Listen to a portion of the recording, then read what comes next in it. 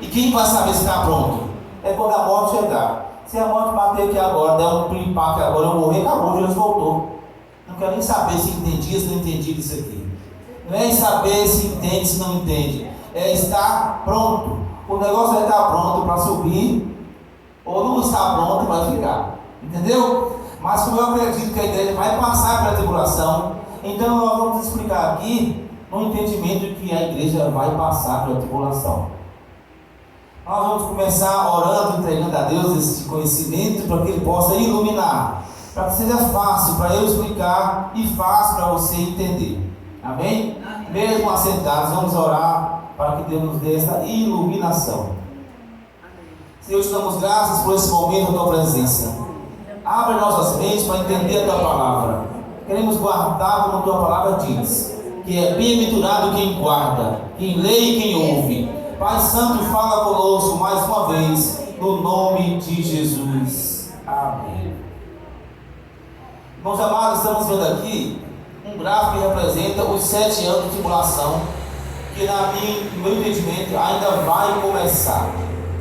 Então, se ainda vai começar, não tocou nenhuma trombeta, não abriu nenhum selo ainda, não caiu nenhuma taça ainda. Então, aonde nós estamos nesse gráfico aqui? Nós estamos no tempo que estamos agora para começar a grande tribulação. Depois que Jesus foi morto, parou de contar o relógio das 70 semanas de Daniel. Então nós estamos lá no número 69 da semana, na semana 69, no número 69. Falta uma semana para dar as 70 semanas. Essa semana de 7 dias, elas viram uma semana de 7 anos. Viram um tempo de 7 anos. Como Jesus foi morto, era o tempo em que ele ia restaurar Jerusalém, restaurar a ordem, restaurar todas as coisas, para implantar o reino de Deus na terra, que é o milênio. Mas como houve uma interrupção, então o tempo parou na crucificação. E dali para cá, Jesus salvando a igreja. Deixou de lado por um tempo os judeus. Enquanto Deus trabalha na mente dos judeus, Deus está salvando outro povo chamado igreja. Então nós estamos nesse tempo chamado intervalo. Quando completar o tempo, quando cumprir a visão de Daniel, daquela estátua, que a cabeça já caiu, que era a Babilônia, o tronco já caiu, que era o Medo-Persa, né? O ventre já caiu, que era a Grécia, as 2 pernas já caíram, que é o Império Romano, mas se dividiu e se espalhou no mundo aí os pedacinhos de Roma. Tudo está influenciado por essa Roma, que é representada pelos 2 pés da estátua. Mas agora estamos chegando nos pés, nos dedos, nos 10 dedos. Quando essa estátua estiver pronta no mundo espiritual, no mundo neopolítico, no mundo físico, quando a estátua estiver pronta, aí o anticristo entra para governar. Então, se a igreja vai passar pela tribulação, então o que estamos esperando aqui agora não é o arrebatamento, é a apostasia e a entrada do anticristo. Quando a gente lê em 1 aos Tessalonicenses, ou a 2 aos Tessalonicenses, capítulo 2, Paulo fala assim, ó, não vai ser assim, sem que antes venha a apostasia e a revelação do iníquo. Quer dizer, não vai ser tão fácil assim. Primeiro tem que haver uma grande apostasia. A apostasia já acontece. Quantos já desviaram, já apostataram, já negaram a fé? Mas vai acontecer em massa. Os 4 cantos da terra, as pessoas vão começar a apostatar, descrer, desacreditar no que acreditava, que aprendeu na igreja. Quando isso acontecer em massa, aí aparecerá o anticristo. Ele aparecendo, então nós saímos do período de intervalo e vai começar a marcar a grande tribulação começa. Na verdade, a grande mesmo é só os 3 últimos anos. Porque a Bíblia diz que se todos os 7 anos fossem chamados de grande tribulação, nenhuma carne se salvaria. Então a tribulação toda são de 7 anos. Mas a grande de verdade é só 3 anos e meio. É o final da etapa. Então Deus ainda poupou o povo para não perder alguns. A Bíblia diz que deveria vir um tempo de grande tribulação sobre todo o mundo, para tentar os que habitam Quem habita somos nós, a igreja, o povo, os gentios, o mundo. E a tentação é para tentar, é para provar. Só que quando começa, o anticristo apareceu a apostasia forte no mundo, então começa no mundo espiritual, o cavalo branco aparece. Esse cavalo branco são as influências do demônio, do diabo no mundo, a nação, o mundo, as pessoas que não são servas de Deus, são o cavalo do diabo. E o diabo monta nesses homens, nessas pessoas, e faz o que quer, porque servem ao diabo. O espírito que está montado nesse cavalo, que não tem nome, chama de o cavaleiro, do cavalo branco, não tem nome, é o espírito do anticristo, que já vinha operando desde a época da Torre de Babel. Porque o espírito do anticristo já está na terra. Não o anticristo, mas o espírito dele já vem trabalhando desde a Torre de Babel, influenciando o povo para se rebelar contra Deus. Porque a Torre de Babel antiga, lá em Gênesis 11, ela ganhou de novo poder quando tentou unificar a linguagem. Hoje você vai assistir algum filme, você muda a linguagem para a sua língua. Você quer mudar um documento para uma língua diferente, você muda todo, lá tem a tecnologia para mudar. Então a língua não é mais a barreira. E Deus viu que a barreira da língua ia atrapalhar os planos de Nimrod. Então Deus disse, vamos descer e confundir a língua deles, porque a união é tão forte que o que eles querem fazer vai acontecer. Eles vão conseguir erguer a torre, porque eles estão unidos.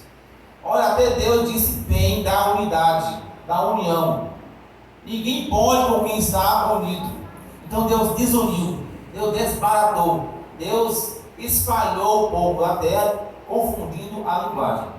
E daquele dia até agora, o diabo tem trabalhado para globalizar de novo, para unificar, para unir de novo.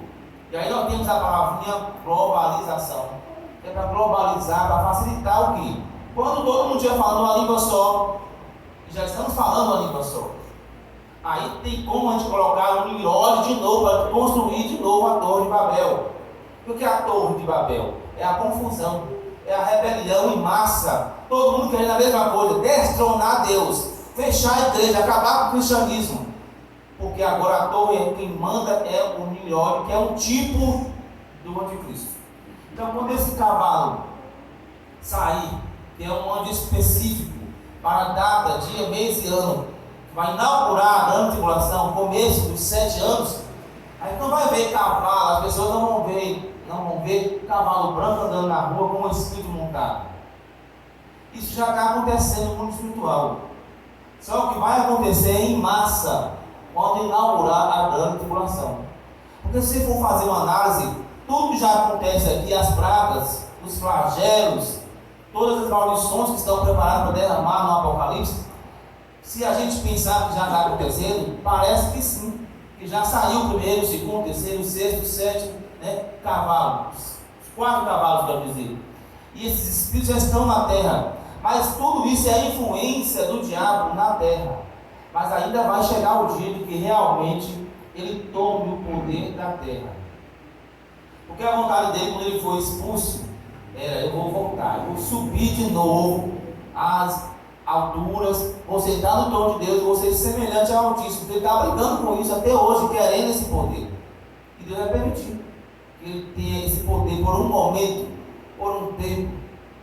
Louvado seja Deus. E quando esse cavalo branco, ele sai apenas com um arco, para dar a ideia de que ele tem poder para conquistar, arrebanhar, ajuntar as pessoas. Só que no arco não tem flecha, para não intimidar ninguém, para não atormentar ninguém, para não afugentar ninguém. Ele vem com a falsa paz. Ele quer ajuntar todo mundo, quer conquistar todo mundo com a falsa paz. Porque só tem arco, tem poder de juntar. Por que ele tem poder de juntar? Porque a Bíblia diz no capítulo 3 de Apocalipse que ele tem um nome, um número e um sinal. Nome fala de quê? De política. Político só ganha se tiver nome. Tem um número. O número fala de economia. Ele vai ser forte na economia, poderoso para mandar nos números, no sistema monetário, mudar a moeda, mudar toda a questão de dinheiro, de valor, de troca. E depois ele tem um sinal. O sinal fala de religião. Todo mundo quer ver milagre, todo mundo quer ver poder, cair fogo do céu, paralítico andar. Esse homem vai fazer sinais poderosos na terra. Então é um homem completo. Ele é poderoso na economia, vai governar, vai resolver o problema da pobreza, vai resolver o problema da escassez, da fome. O homem sabe lidar com números. Um é poderoso na igreja, na religião, porque ele sabe conquistar com falsa profecia, com falsa religiosidade, com falsos milagres. Então ele vai ter o seu falso profeta para conquistar os incautos, os desinformados. E depois ele tem o nome. Todo mundo sabe quem é o homem é poderoso, é grande, então é um bom político, para conseguir conquistar 10 reis, que estão ali simbolizados nos 10 dedos da estátua. Porque não são 10 pessoas desinformadas, que vai chegar a dar o poder da terra para um outro desinformado. Não, são pessoas muito bem intencionadas, bem equiparadas para governar o mundo todo. E tudo isso por trás tem o espírito de um anticristo, ou o espírito do falso profeta, o espírito de Satanás, que é por trás, quando você vai ler Apocalipse, capítulo 13, capítulo 12, capítulo 13, está lá o dragão, a antiga serpente, o diabo e Satanás. Olha como ele evoluiu. Começou com uma serpente, passou a ser diabo, depois virou um dragão. É a evolução da maldade. Enganou Eva com astúcia, usando a astúcia da serpente. Mais tarde se torna o diabo, o acusador, passou a acusar Eva, a acusar todo mundo, todos que pecam, todos nós.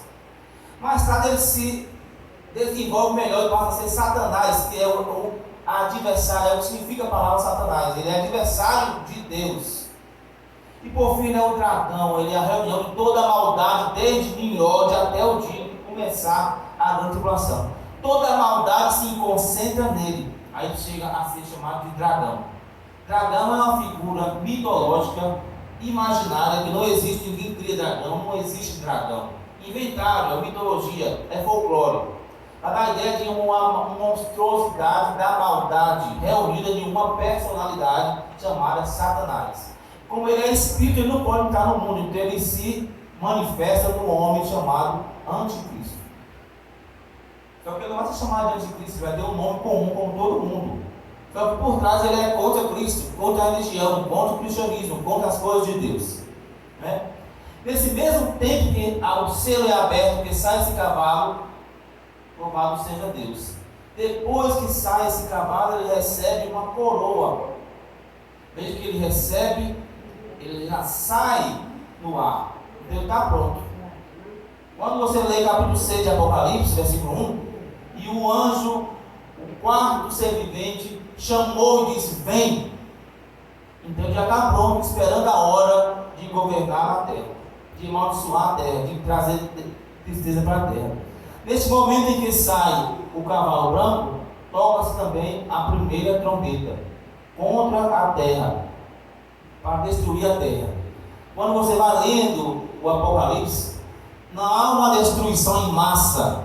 É destruída a terça parte da terra, depois a terça parte do mar, a terça parte dos rios, das fontes, a terça parte dos luminares se transforma em sangue e enegrecem, escurecem.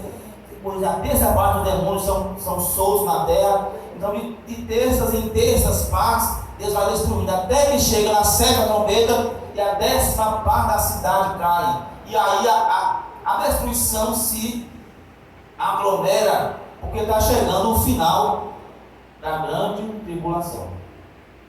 Por enquanto, não estamos aqui, não começou nada ainda, mas é o que está pronto para chegar aí, é o anticristo. Ele está preparado. Por que ele não entra ainda? Por que ele não invade? Porque o tempo ainda não se completou.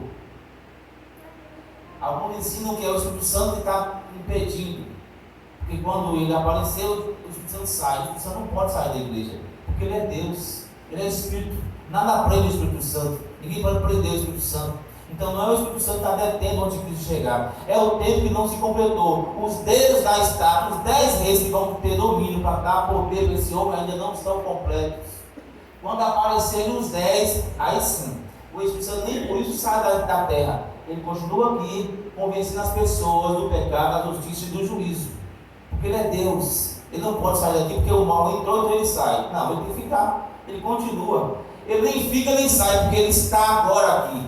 Ele é Deus. Não há dificuldade para ele, não há barreira, não há gravidade, né, para impedir a presença do Espírito Santo. Então esse primeiro selo ainda vai abrir. Esse cavaleiro é o próprio Satanás, são demônios. Você veja aqui, o primeiro cavaleiro do cavalo branco, o segundo cavaleiro do cavalo vermelho, depois o cavaleiro do cavalo preto, e o quarto que fala que é o cavaleiro do cavalo amarelo, chamado de morte. Veja que só esse aqui tem nome, os outros nenhum tem nome. Você vai chamar de o cavaleiro do cavalo tal. Aqui não, o cavaleiro do cavalo tal, chamado morte, e o inferno segue. Então veja aqui esse cavaleiro aqui, o quarto é o mesmo primeiro, o mesmo segundo e o mesmo terceiro. Essa é uma evolução. Por quê? Ele já está no quarto.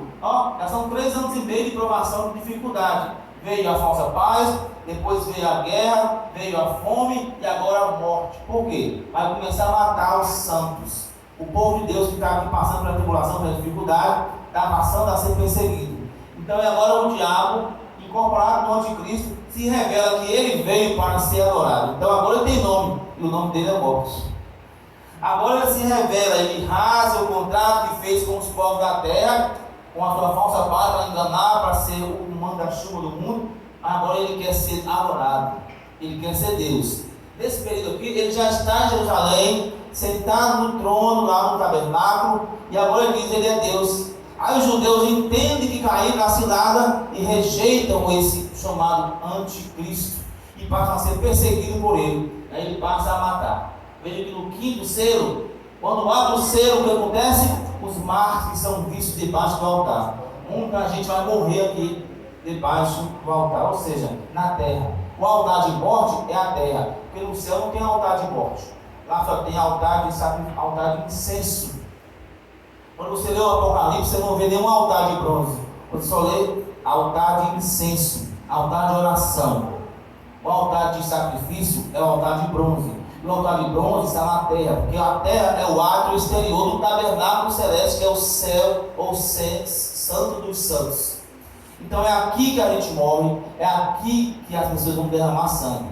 Veja quando Deus perguntou a Caim: onde está o teu irmão? Por acaso sou guardião do meu irmão? Porque o sangue do seu irmão Abel está clamando a mim desde a terra, não era desde o céu. Ele não está lá no céu gritando, ele estava gritando na terra. O sangue estava falando, pedindo vingança. Deus disse: está pedindo vingança aí embaixo, aí na terra, porque é aqui que é o altar de morte. É aqui que a gente mata, que a gente é ferido e a gente sofre aqui. Lá é lugar de glória, de gozo, por isso queremos ir para lá, né? Louvado seja Deus. E a vontade de Deus não ia deixar ninguém lá, ele vai descer e vai morar na terra. Porque a Bíblia diz que a terra para sempre permanece, o céu dos céus é do Senhor, mas a terra deu para os filhos dos homens, depois volta todo mundo para morar na terra restaurada, chamada Nova Jerusalém. Então hoje eu vou ficar só com o primeiro aqui. Na terça-feira a gente continuará falando dos outros selos. Então esse início aqui é para quando a gente perceber que o negócio vai começar a travar.